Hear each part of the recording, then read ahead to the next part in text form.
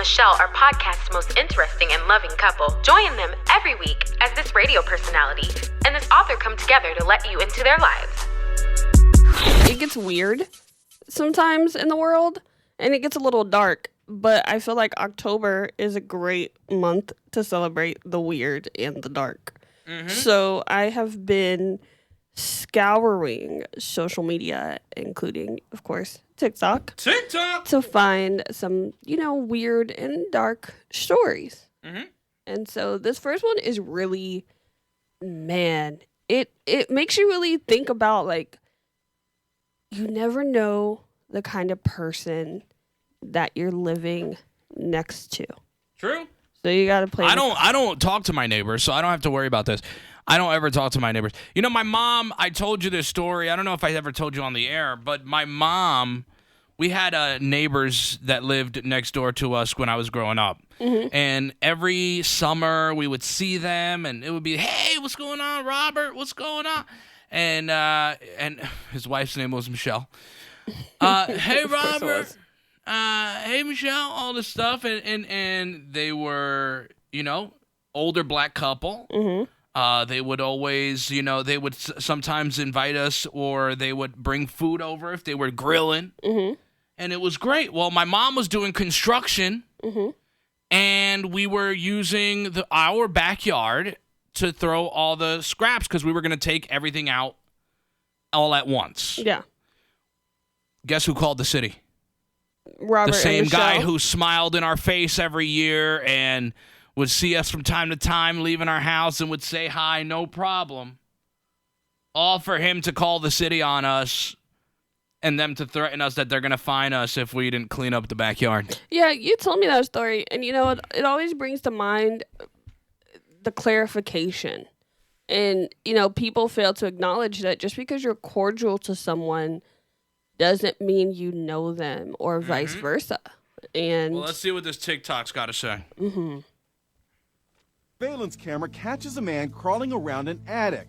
Down below, this family's bedroom, where this couple sleeps. Next to the bed, their 10-month-old baby girl's crib. Oh, for all these years, we have no idea what's been going on inside our own home.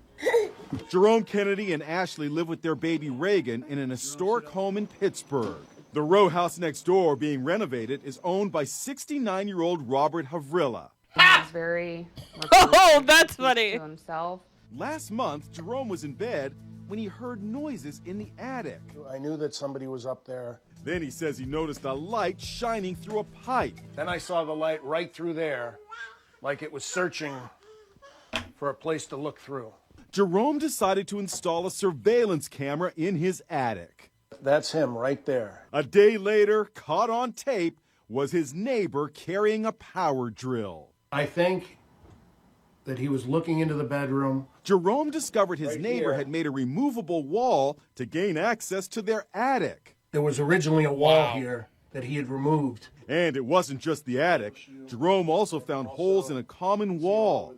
He quickly plugged them up with tissue paper. You can see those holes. They look perfectly round. The couple's attorney, Jack Goodrich. It's that scary to think that somebody would be that intrusive into somebody's home. In my humble opinion, he was waiting for the creep show. Cops were called and Robert Havrilla was charged with stalking and trespassing. He's pled not guilty. I think he should go away for a long, long time.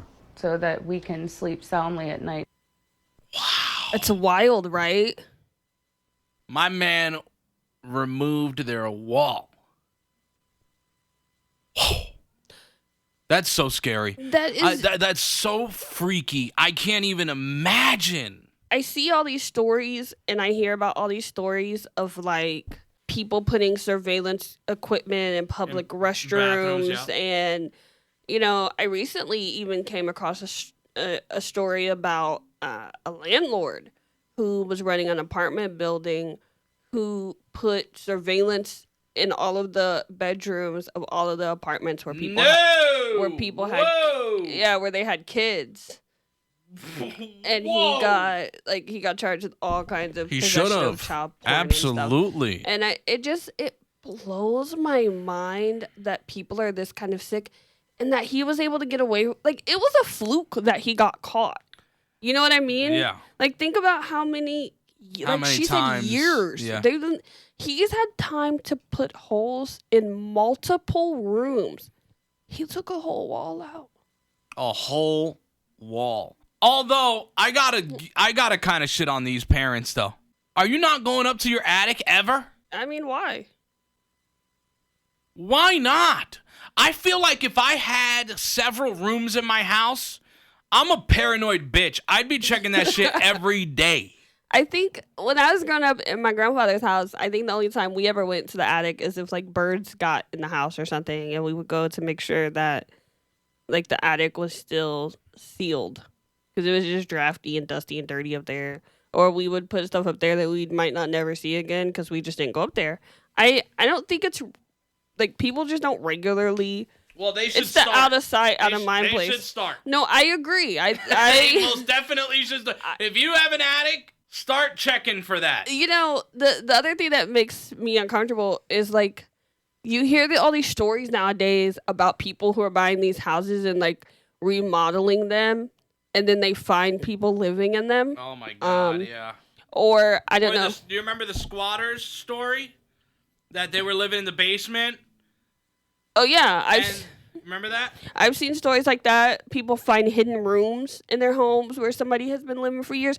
I recently saw a story where a guy was living in these people's house for 4 months. Oh my God. And he was living in their attic.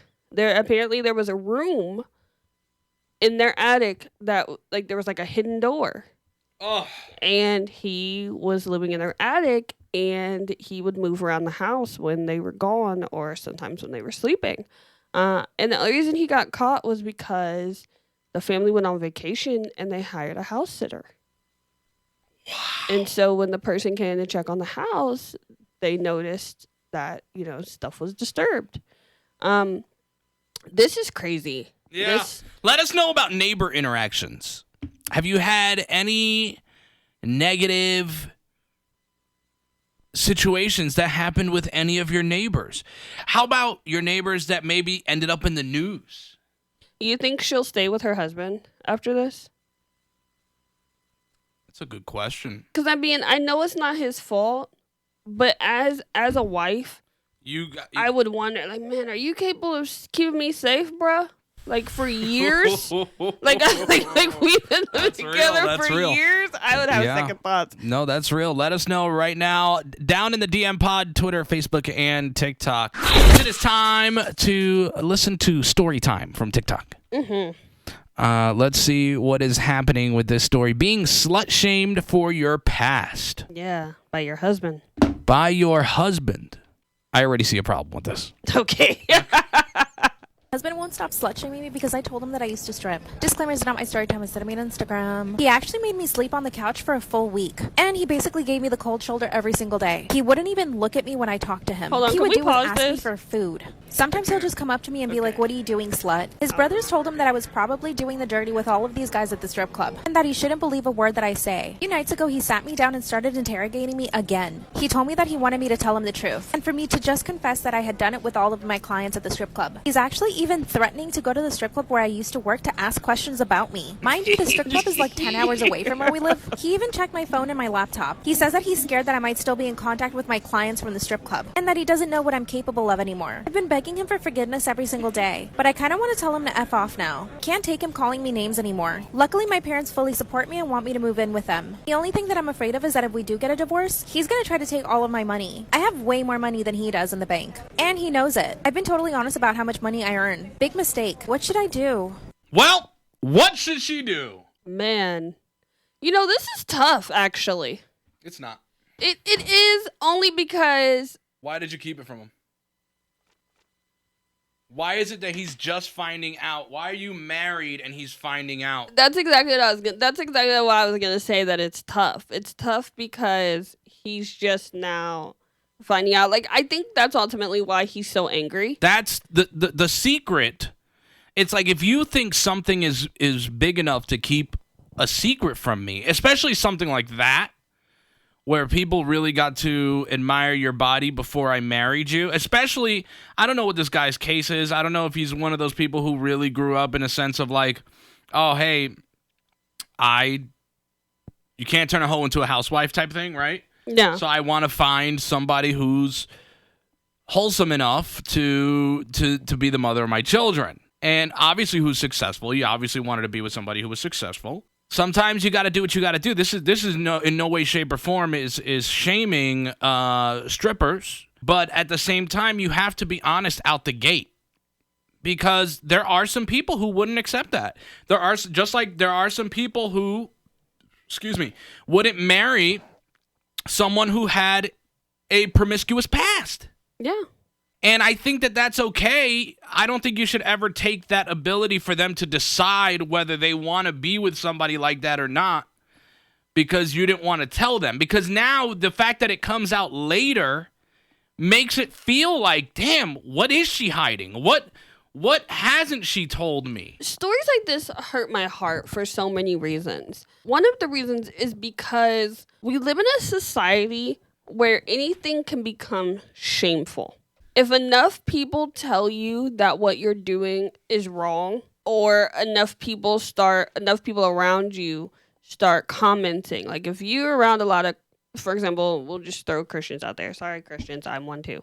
If you're around a lot of Christians don't talk about strippers. I know a lot of Christians that go to the strip club. I don't hear a lot of Christians talking about how they will marry a stripper or how they respect strippers because they're, some of those women are just trying to work to get a better job. You know what I'm saying? Like, nobody talks about strippers with any kind of respect.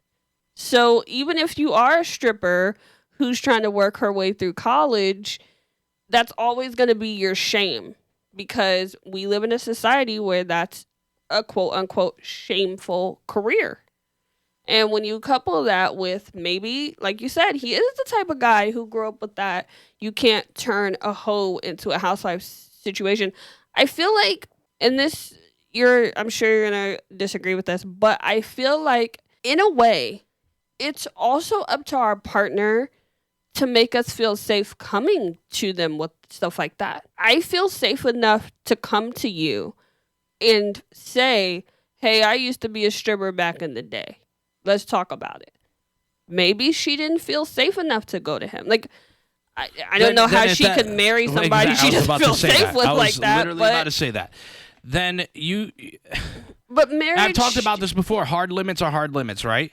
If you don't feel like that should be everybody's hard limit. Strippers? Like, no. Okay. That safe feeling. That should happen in the beginning.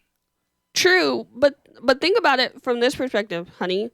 People are not getting married for love and safety and commitment anymore. They're getting married for looks and financial security and what can you offer me and are you good in bed and do your parents like me and I got 3 kids and you got 3 kids. Let's raise our 6 kids together like the Brady Bunch. You know what I mean? Like, people are not looking for healthy foundations for relationships. They find people that they're kind of compatible with. And then they say, oh, I can make this work.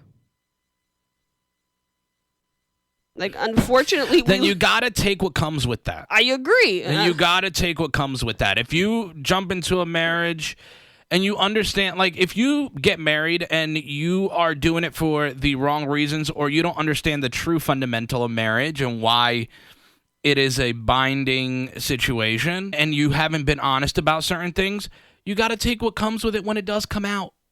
Period. True. Sorry. Hey, you know you made a lot of money. You know you're successful. You know your husband knows about the fact that you make money.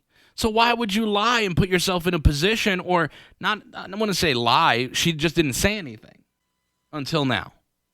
So why would you keep something that could possibly, ultimately, be the downfall of your marriage and risk your money?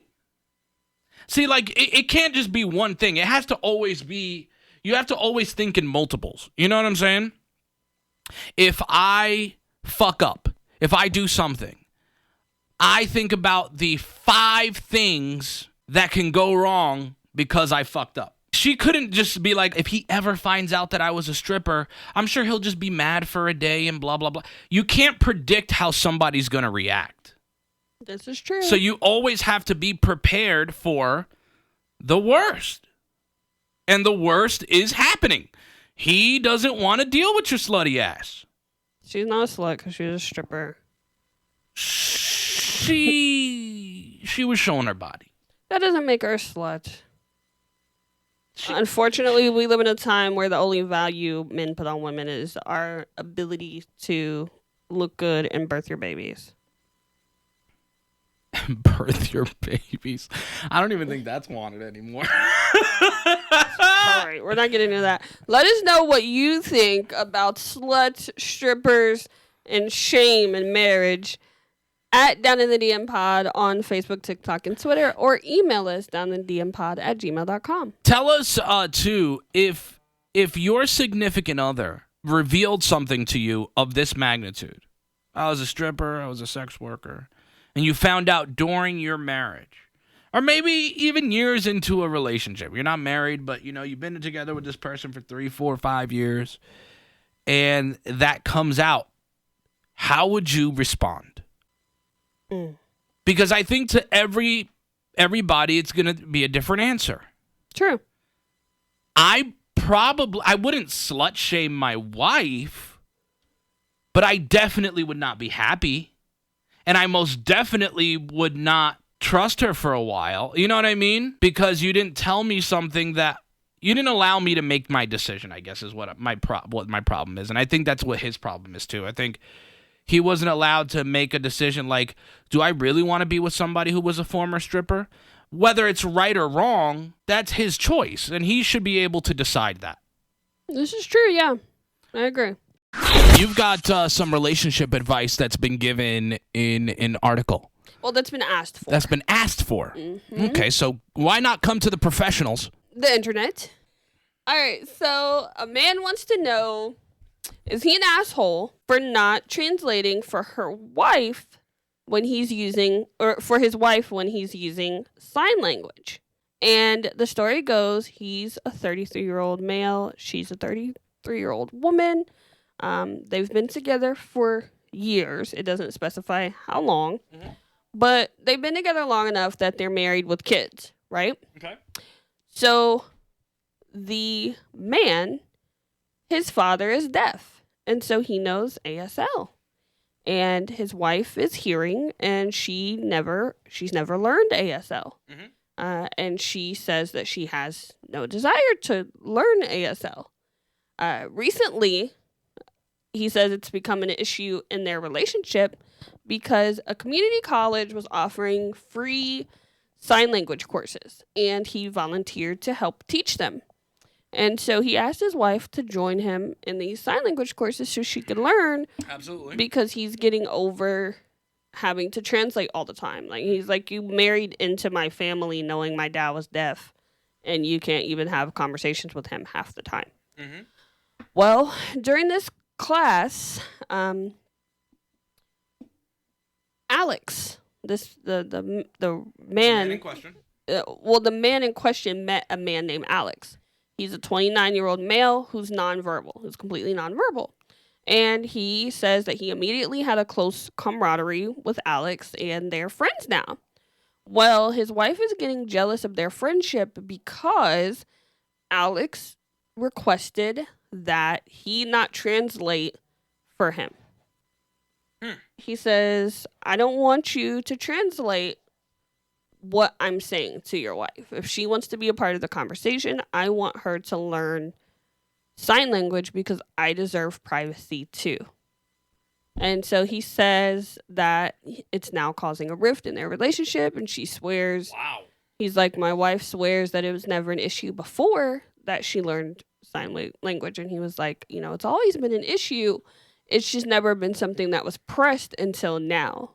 And so he wants to know, what should he do and how should he handle this going forward? Ooh, this is a tough one. Mm-hmm. So this is a unique one. Oh my goodness. Yeah, Okay, right? so I personally think one, again, when you're married to somebody, you have the ultimate responsibility to make them feel as comfortable as possible. He should have his marriage should mean more than some friend he made at a sign language class who's now telling him, don't tell your wife what I say.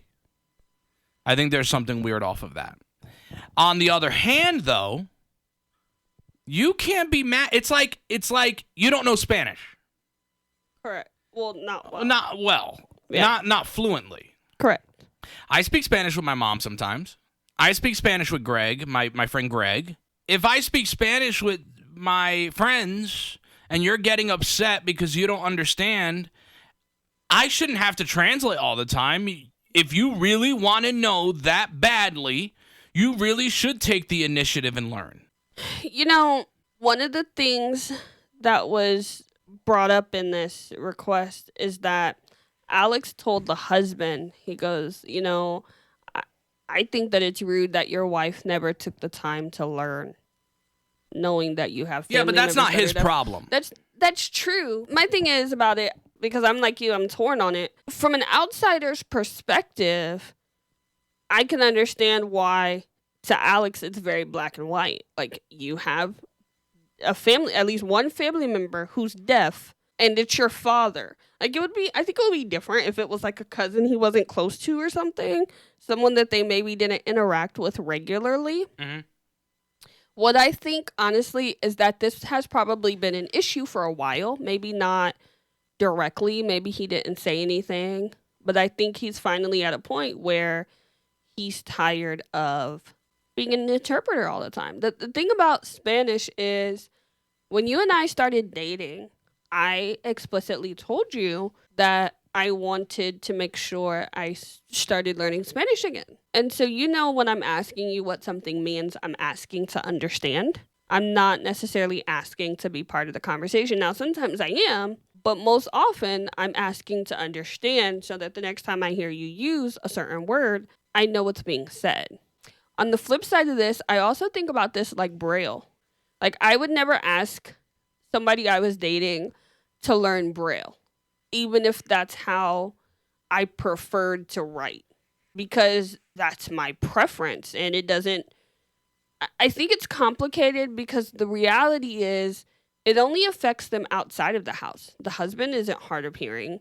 The wife isn't hard of hearing. It only affects what happens outside the house, with the exception of it puts a definite block up for, like, it's like there's always going to be that wall between his wife and the rest of his family. They'll never really be able to be a whole family until she takes the step to try to understand. Like, at least know enough to say, like, Merry Christmas, hello, somebody in the bathroom, these are, this is how your grandkids are doing. You know what I mean? Like, mm-hmm. She should be able to communicate with the father. Spanish is different, I think, because you primarily speak English. Sure. It's not like I have to learn Spanish for our relationship. She should learn Spanish for their marriage because his father. If your mother only spoke Spanish, I would learn Spanish. Because that's my husband's mom. That's interesting. Yeah, this one's wild. This one's wild. I feel like the deaf guy. So the father-in-law? No, the friend. Oh, Alex. Yeah. I think if it was, I agree with you. I think if there was any responsibility put into this, it would be for her father-in-law. It wouldn't be for this guy that he just met. I agree. think it's kind of rude for the guy to be like, well, your wife should have learned it. Like, that's none of your business. At the end of the day, that's none of your business. And I would tell him that. Like, this is my problem to deal with. This is mine and my wife's problem to deal with. If you guys don't communicate, that's perfectly fine. But I still should honor that if my wife wants to know what you're saying. I mean, he did specify that he had a conversation with Alex separate from the conversation he had from his wife. But I also think that within friendships, if there's nothing nefarious going on, there's a level of privacy that you owe to your partner within friendships. 1,000%. So I feel like it's a rock and a hard place, because on the one hand, I feel like if Alex, maybe if he had a more legit reason besides she doesn't use sign language. Yes and no. Because if you were put in that position, you wouldn't feel okay. Like, I love Tanisha, and I have private conversations with Tanisha. That doesn't mean that, like, if you asked me, I most likely would tell you as my spouse, but I wouldn't necessarily, like, I'm not going to come out and say it. You know what I mean? Because, like, if honestly, if you were put in that position where it's like, oh, they have a certain amount of privacy with their best friend, and it's weird that I'm not telling you something, wouldn't that be awkward? Wouldn't that be something to question? I think so, but I think that you and I are a tough comparison because we have a level of respect for each other that most people don't have, for starters. And because we have that kind of respect for one another, the things that we would agree to not tell each other would have to be big. Like, you and I both acknowledge sometimes it's not our place to tell, and we'll say that. Like, we'll look at each other and be like, I had a long conversation with Tanisha. It's really good. She's going through some things. I'll let her talk to you about it when she's ready, because at the end of the day, she will talk to me about it. And honestly, I think that that's where this wife is coming from. Is she feels like, this person that her husband is suddenly friends with is creating a rift. Yeah. But at the end of the day, the rift is it's more his fault than her fault, but she is to blame in this situation. Like, she's not a victim. She can't just be like, I don't like your new friend because I don't speak his language. No, you need to be an adult about it and say, you know what? No, I don't like that you're keeping secrets from me. Like, for me, this is more incentive to learn. Yeah. Like, this is more incentive for me to learn, because the thing I always appreciated about deaf people and sign language is it's such an open form of conversation, because you're using your hands and you're using your gestures, and like literally anyone can walk up and be a part of it. And so she is inadvertently leaving herself out of the conversation. That's a great point. Acting on it. That's a great point. Let us know what you think about this. Let us know how you think the husband should handle this with both his friend, his father, and his wife. Do you think she needs to take the responsibility and learn it and actually stick with it if she really wants to be a part of it? Or should her husband be a little more understanding and translate for her for the rest of their lives? And if she doesn't learn it, what's a good compromise? If she chooses not to learn sign language, what's the compromise here? At Down in the DM Pod for Twitter, Facebook, and TikTok. Let us know what you think. Forever or Fail, one of my favorite bits on our show. Mine too. Being able to talk about people's relationships and determining whether they're going to fail based on lack of a degree. These are our opinions. We matter to somebody out there. Somebody out there. So this woman wants to know if she's wrong for being upset that her mother-in-law wants to go to her husband's ex's wedding that happens to fall, of course, on the same day as theirs. So my fiance's mom hates me. She has been nothing short of the mother-in-law from hell, and she has his ex on a pedestal. My fiance and I have the same wedding date as his ex, which is kind of crazy. But anyone planning a wedding right now knows how hectic everything is due to so many weddings being postponed during COVID. And getting any date, let alone a perfect date, is hard. I've always known that she preferred the ex and wanted him to marry her. This used to really bother me, and we even tried to get her to cut contact, but that blew up spectacularly, and there was a huge fight. His ex works for mother-in-law as a hair and makeup artist, somewhat of an assistant, and they are still very close. Mother-in-law recently sat us down and said that she could only come to our ceremony and then would be leaving to make it to his ex's ceremony. She said she didn't want to fight about it as she had thought long and hard, and it felt right to her as his ex has no family. We were both furious, and the more I stood on it, the more angry I was for my fiance. I let mother-in-law know that we would not try and change her mind, but something needs to be super clear. We will never do a thing for her. She is losing her right to be considered immediate family, and she needs to plan accordingly. There will be no care when she is elderly, no financial help. She will never ever live with us. Mother-in-law became furious. She said I was manipulative, and that was so insulting that she has never asked anyone for money. She has thrived career-wise, and she has said I'm insulting her career. I said I know she has done very well, but really, anything can happen. Mother-in-law said it was unforgivable, insulting, and she has financial independence since she was a teen and now isn't talking to us. The whole family is taking her side and saying it was a weird threat. To be honest, I don't think she's going to need our money, but I just wanted my point to be clear that there will be no help whatsoever when she is old.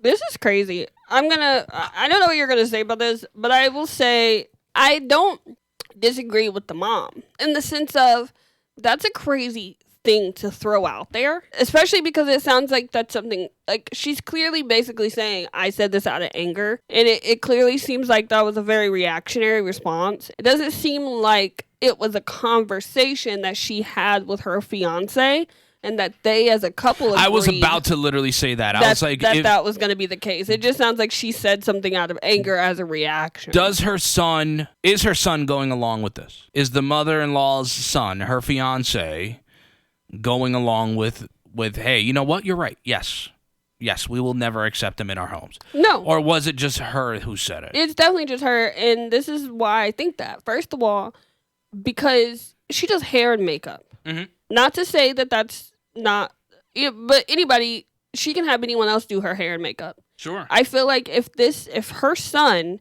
really didn't want this woman in his life, then that should have been a conversation he had with his mother a long time ago. Like, the fact that he's essentially allowing his mom to parade the woman around that she would prefer her son to be with is a level of, like, fuckery. Okay, all right. So this is where we're going to disagree, and I love that we sit differently on this. It makes for great radio. You ready? Yeah, go for it. Sure. Should she be in the new woman's face saying, I would much have rathered you be with this girl than blah, blah, blah? No. But you can't help a relationship. They obviously have a close bond because they work together all the time. I don't think it's wrong that she still has communication with her. I don't. I think that they obviously have built a great rapport where she feels like having her there. She wants her there. I work closely with you all the time. It just so happens that you're my son's ex. I don't feel like that's wrong either. The part that's wrong, and this is why I was saying that the son should have had a conversation with his mother, because the part that is wrong is that he, as the fiance, is allowing his mother to disrespect his fiance. You think so? Yeah. Like, if your mom sat down with me and was like, hey, I like, I don't know, Marissa better. And I would have preferred for you to be with her. And by the way, I'm going shopping with her next week. And da-da-da-da. You know what I'm saying? And she was disrespectful. Like, I dealt with that from Marquise's mom. Like, not exactly in the same way, but she didn't like me. And her actions showed it. Her encouraging him to go out and not check in. She did things that encouraged his already negative behavior. And it was up to him. And I told him this too. Like, it was up to him to go to his mom and say, you need to have some respect for the person I choose. Even if I don't choose her for the rest of our lives, I'm choosing her right now, and you need to respect my choice. Like, this is a respect thing across the entire board. Like, I don't necessarily think it's wrong. I think that the issue is the disrespect, because instead of addressing it, I feel like he's probably just ignoring it. Does it bother you that my mom is still friends with some of my exes on Facebook? No, it's just Facebook. I text your mom. It's just Facebook. It's just Facebook. You know, I text your mom. I send her TikToks. I get to speak to her sometimes when you're talking to them. Like, I know that my relationship with your mom is solid. She's never done anything to indicate to me that there's an issue. That I should have been with somebody else. Yeah, or that there's an issue. Okay. You know, I feel like that's where the disrespect is coming from the mother-in-law, though. Like, the fact that she's flaunting this girl. And clearly, I mean, the thing is, even the woman could go to the ex, because it's possible that the ex has no idea. It's possible that this ex-girlfriend, because, I mean, she's got a fiance. She's clearly moved on with her life. So it's possible that this is just the mom's the mom's thing. Or it could even bother the ex. Like, maybe she's the only hair and makeup artist in her area, or that's the best job she could get. And maybe she might go home at night and talk to her fiance like, I love my job, but I hate that my ex's mom is always telling me to get back together with him, or something. You know what I'm saying? Like, she could be hurting too in this particular situation. I mean, you're not wrong. Like, you're absolutely not wrong. I think ultimately, it's going to be a fail. I think that they'll get married, but I think that so long as the disrespect is allowed to continue to be fostered, they're probably I give them 5 years. As long as the son co-signs the anger that his wife is feeling, or his soon-to-be wife is feeling, I think they're going to be forever. She's just going to pressure him into being like, don't do shit for your mom. And that's where it's ultimately going to fail. Because eventually it's going to come out that, he's going to do things for his mom, and she's going to be pissed every single time after that if she ever needed help. You know what I'm saying? I think that'll be the downfall over the ex-bitch. You know what I would have threatened her with?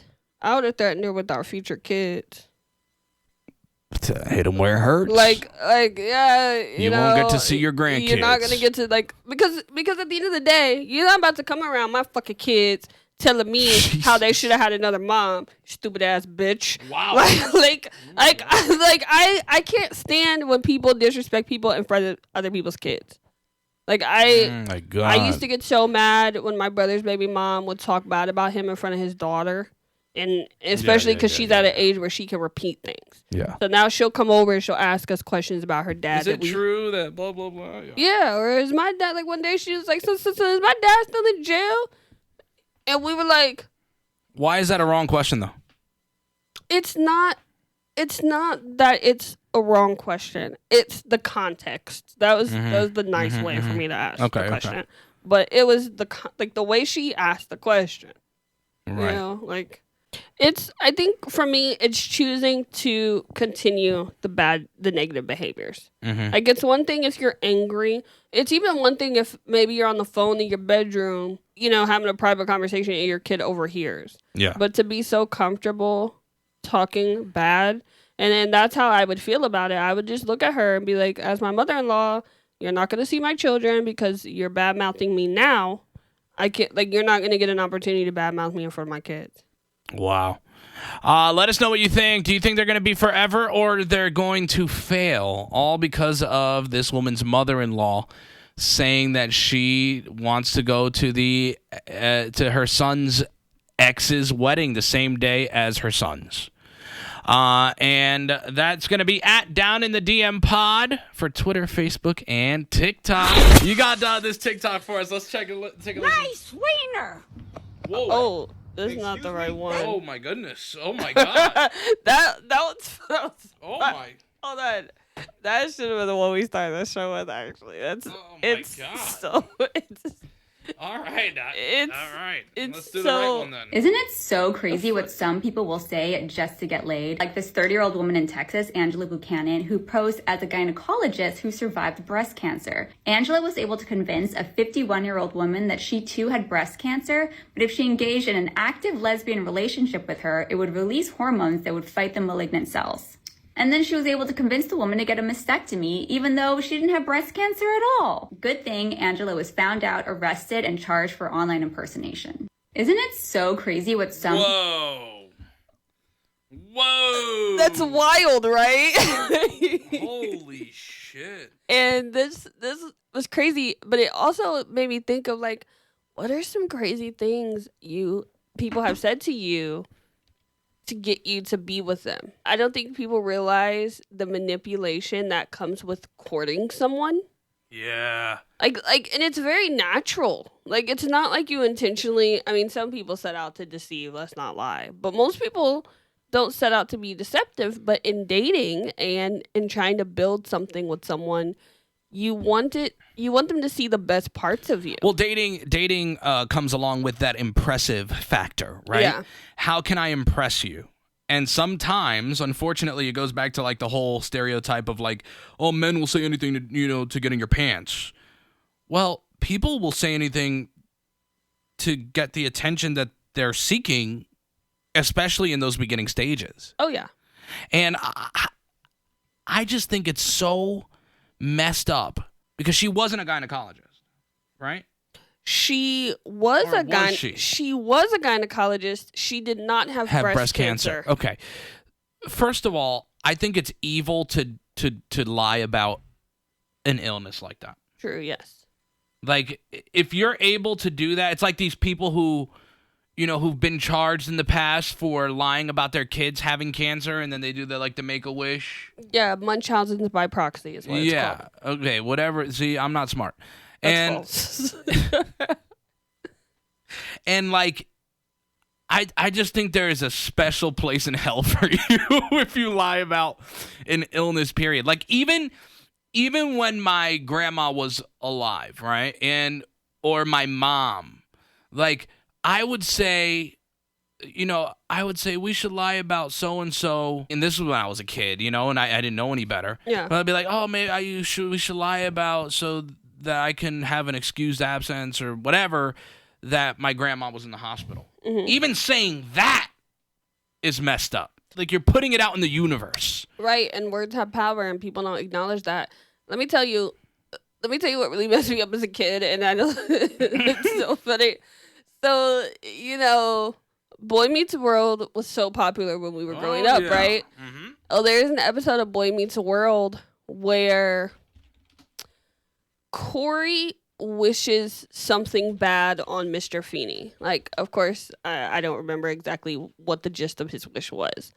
But then the very next day, Mr. Feeney doesn't show up to school.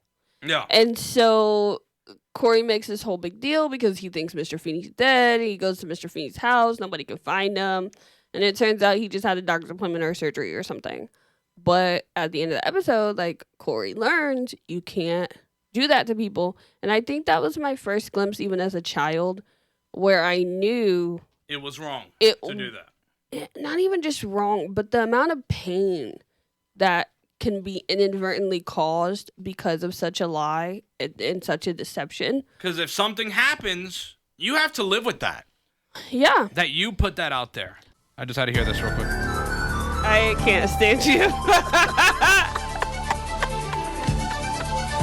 Sorry. Just had to throw this one out there real quick. I miss the classic Boy Meets World theme song. Yeah. Yeah. We'll see if I can find that. You gotta get the classic one in there. But growing up as a cancer kid, I was always like, I got to be the excuse a lot, and it wasn't a pleasant thing to be like, oh, Michelle's in the hospital again. Oh, Michelle's in the hospital, and then you have all these people asking you like, what's going on with you and your health and stuff. But she manipulated this woman into a lesbian relationship. And on top of that, gynecologists, any doctor, has a responsibility. I mean, the first oath is to do no harm. To do no harm, right?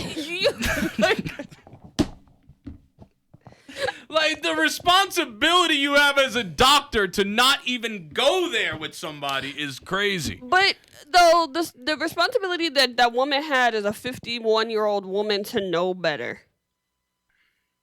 Loneliness is a fucking drug.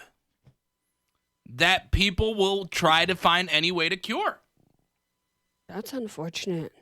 Like, man, she told that woman to get a mastectomy. And she was gonna do it. Like, if she didn't have cancer. Like, that's... Yo. It makes me wonder, and this is also additionally unfortunate, but it makes me wonder if the victim in the situation, if she had, like, special needs or something. Or if she had no family, because people like this gynecologist who victimize women like this, they have a target base. Like, she was probably not the first person who's ever been manipulated by this woman. She's just the one who got most notoriety because she almost got a mastectomy and she didn't have cancer. Wow. But it's unfortunate because most of these people who end up in situations like this have no one. Like, they don't have anyone to come check on them. Oh my they don't God, have you're anyone. so right. They don't have family. Maybe a lot of family members passed. Yeah, maybe they don't have Friends. like friends that they check in with regularly. Co-workers don't, you know what I'm saying? Yeah. Former co-workers that they may have had a relationship in some way, shape, or form with. Yeah, so this woman was probably like her world. Like, she probably thought that, like, this was her chance at love and something real. Mother of and God. it turned into a horror story for us all. Let us know what you think about this. Do you know anybody who's ever gone the extra mile to lie to get themselves in a relationship, in a situation? And if they did, what was the lie? I need to know that too. Yeah. Tell us some of the lies that either you or people associated with you have told or been told in order to make somebody more appealing to them. At Down in the DM Pod for Twitter, Facebook, and TikTok. 20 years this couple killed and ate 30 people before getting caught. Here is the incredibly disturbing true crime story of Dmitry and Natalia Bakshivi. Our story begins on September 11th, 2017 in Krasnodar, Russia. A group of road workers were doing some repairs when one of them stumbled across a mobile phone just laying on the roadside. I didn't know this was the story you're one of gonna the workers choose, decided to but I go like it. through Isn't the this the one you pictures to sent? see if he It's could one of tell the who ones, the yeah. I previous just didn't know owner this was the one we were doing, But what so he I'm actually glad. saw No, it's was okay. something horrifying. While scrolling through This the is so images, traumatic. they saw pictures of Dmitry posing with different body parts in his mouth, as well as people's heads on dinner plates, and just a wide variety of disgusting photos I won't describe, but included Dmitry in different body parts. After seeing this, the workers called the police, who quickly arrested Dmitry and Natalia. It didn't take long for them to find a dismembered body close to where the couple lived, on a military base where they allegedly sold meat to the camp. Holy At first, crap! the couple were quick to admit they had killed and eaten 30 people, and when the police searched their home, they found another dismembered body in the house, as well as what appeared to be a jar of pickled human remains in the fridge. After further investigations, the police discovered 19 different pieces of flesh around their home, as well as even more disturbing photos, including a head that had limbs in its mouth. Even more disturbing than that is that they had made a homemade video called Video Lessons for Cannibals. It is believed that the couple would use dating sites to lure people to their home before drugging, killing, and of course, eating their victims. Apart from their last victim, Elena Vashareva, who Natalia admitted she wanted murdered in a jealous rage after she allegedly was flirting with Dmitry. While awaiting trial, Dmitry seemed to hate the fact that the media was calling them a cannibal couple, and they began to retract their statements and deny ever eating anyone, claiming that he'd found a dead body in the forest and for some reason took it home to take pictures with it. To this day, the couple were only convicted of murdering Elena, with Dmitry getting 12 years and Natalia getting 11 years. This sparked many rumours of a cover-up, but with Dmitry dying in prison in 2020, the truth may never be revealed in this horrifying case. You know, I was just thinking about this recently, right? So there was a story in Sacramento, I believe it was, that there was a serial killer out there who had about 5 victims at this point. 6. And I started thinking to myself, like, and this was a couple days after I was having a conversation with some friends about, I feel like it's impossible to be a serial killer today, and this just disproved everything. Literally, it disproved everything. The Sacramento story and this. Like, the fact that people are, again, this goes back to what we talked about on our podcast episode. We were talking about people who go to people's houses. Yeah. You know, it was that murder, the girl who stabbed and taped up the guy. Yeah, and then on Tinder. Yes. And going back to people's houses. Mm-hmm. I can't believe people are still doing that. Like, knowing that this type of thing is capable to happen. You know what I mean? Well, the thing is, first of all, let's address what kind of tainted love do you have to be a serial killing couple? Like, these people make Carla and Paul look tame. You can't kink shame. I'm it's not their kink. It's their kink. Serial killing is not a kink. That's killing a people perversion. and eating them is their kink. And they were like, "Hey, you like to kill people? I like to kill people too. Let's date. Let's get married." Is there like a dating site for that? I don't know. We should start. Like dating we should site? start one. like I feel like we need to do an episode where we find some like really obscure dating sites and like what they cover. So like Farmers Only. Yeah. Good old Farmers Only. It's not like Elite Singles is a good one for Elite. people who have like there's dating sites for people who make certain figures. Like there's one for people who make 7 figures or more. Wow. Yeah, like there's these crazy dating sites. There's the popular celebrity app, what's it called, like Rhea or something, that's for celebrities to date. Like I think, that's something we needed to do one day. But it's dating culture that makes people think that this is okay, because before internet dating, people went to clubs and people went to bars and people went to concerts and people went to festivals and people went everywhere. And when you're out in the world, what happens? You meet people. Mm-hmm. And so when you go out on a date, right, you go do dinner and a movie. If you do dinner and a movie in December, like you're not going for a walk after that. You're not going hiking. You're not like you're not gonna just walk it off and talk for an hour. It's dinner and a movie. You want to come to my place and talk for a while because I don't want to end the night here. And people feel comfortable enough to do that because where else are you supposed to go? That's why I really like that there are different places. Even Indianapolis has one, where people can meet each other online and then agree to go to one of the designated places, like a safe space to where meet they up. know, yeah. Yeah. Mm-hmm. And you can let the people know, like, I'm meeting up with someone that I met online. It's a whole safety precaution. Unfortunately, people don't feel like they need those. Additionally, most people feel like couples are more disarming.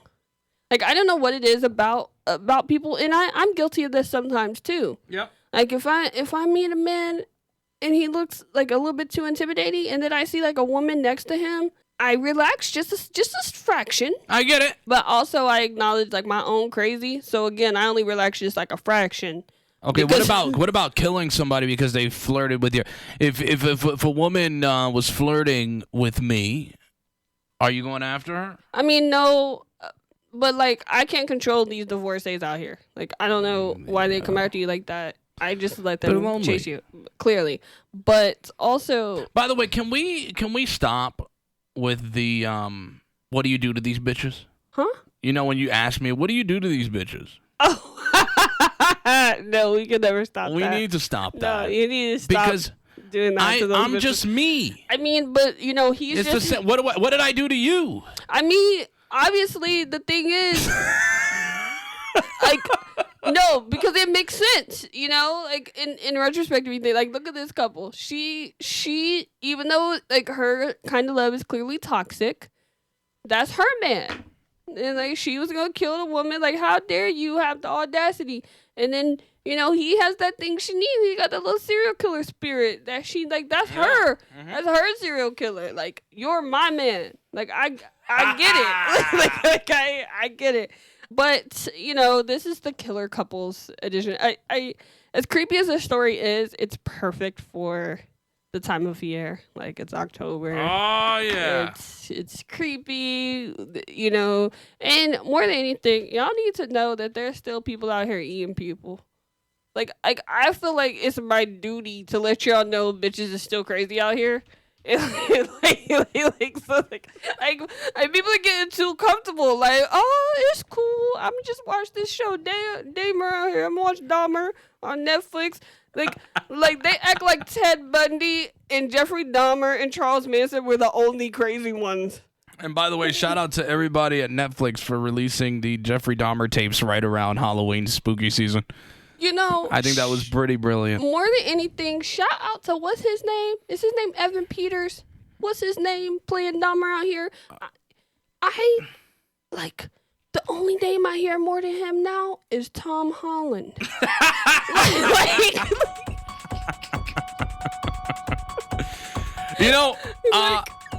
Can I just say something real quick? Speaking about the Jeffrey Dahmer tapes. Did you hear? Not do it over this creepy ass beat? Like, what's happening right now? We have to. You couldn't do Freddie instead? Oh, Freddie. I got Freddie. But did you hear Life Jennings? About his story? His story about he sang Pretty Brown Eyes? Yeah. I saw that. I saw the story of him. Yeah, Life Jennings said that he sang for You know what bothers me the most about this story? That Life Jennings, after all of the hype he got in the early 2000s, his claim to fame now is, this one time in band camp, I sang for Jeffrey Dahmer. Oh. Look how far he's fallen. Alright, I'm done. Look, we have more great stuff coming. Probably years. 5, 6, grab a crucifix. 7, 8, gonna stay up late. Come on. 9, 10, never sleep again. Sorry. You think that, these killers would have done better if they were like Chucky and got a bride? Definitely. Why do you think, man, if you saw Chucky's bride... That's a built-in alibi. It goes back to what you were saying. Like, it's something about couples that really disarms people.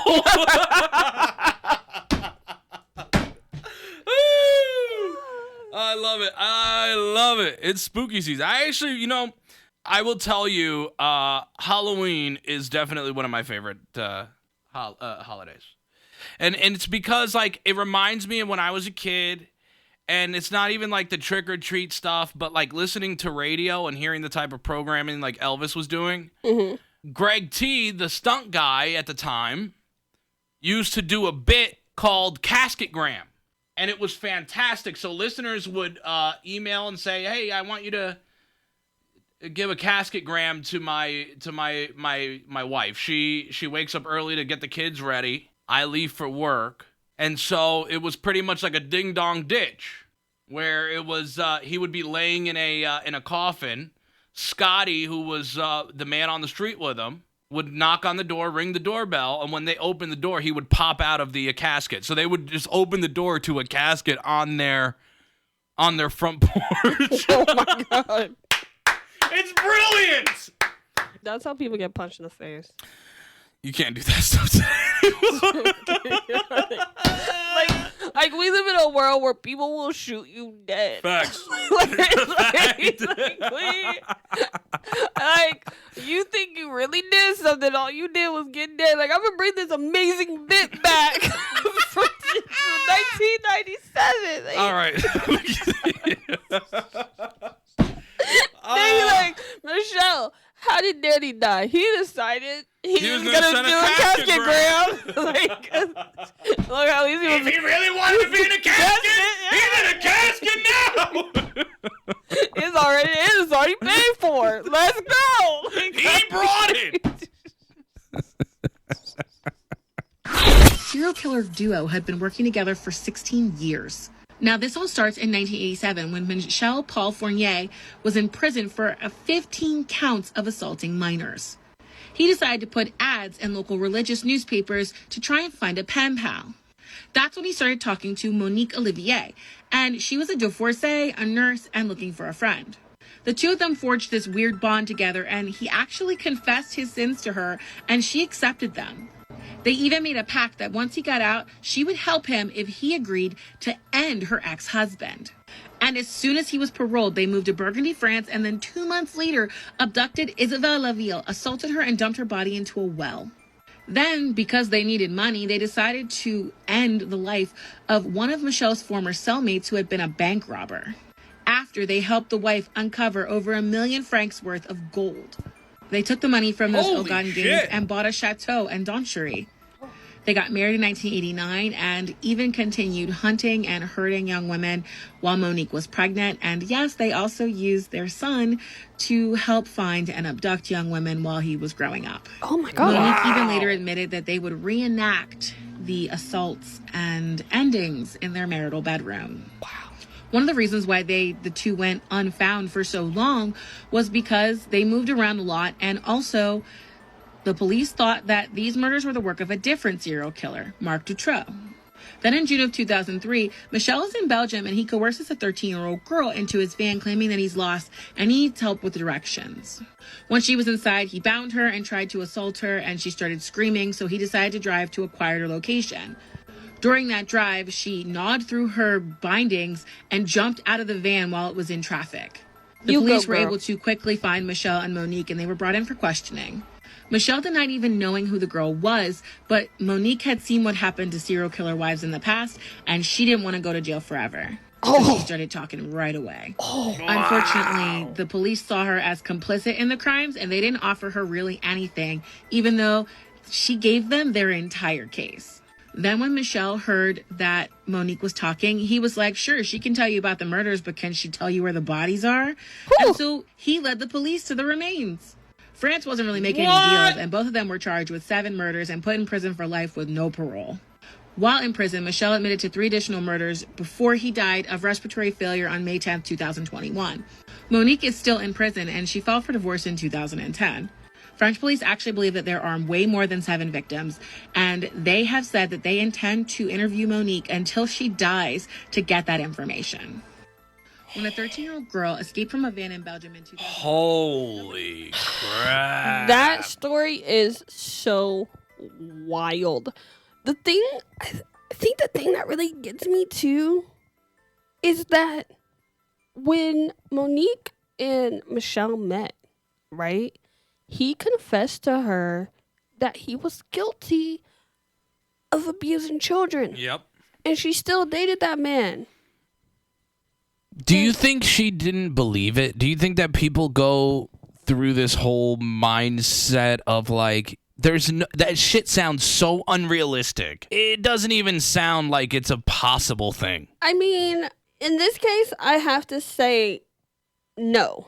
And the reason why is because he confessed to her, and then instead of condemning him or even trying to get him help, like saying, I care about you, but in order for you to be in my life long term, we need to fix your problem. Mm-hmm. Instead of doing that, she goes, okay, well, that's cool. I'm going to help you, trap the kids, but then I want to kill him. Like you can diddle That's him. your job. Like you can touch him, and I'm going to kill him. It's like when people go hunting and they can't stomach the skinning. Yeah. They just like, I want to do the shooting. You're going to have to do the rest of the work. Yeah. You got to do it yourself. So I think in that case, it goes back to the couple from when we talked about the killer couple who were cannibals. Mm-hmm.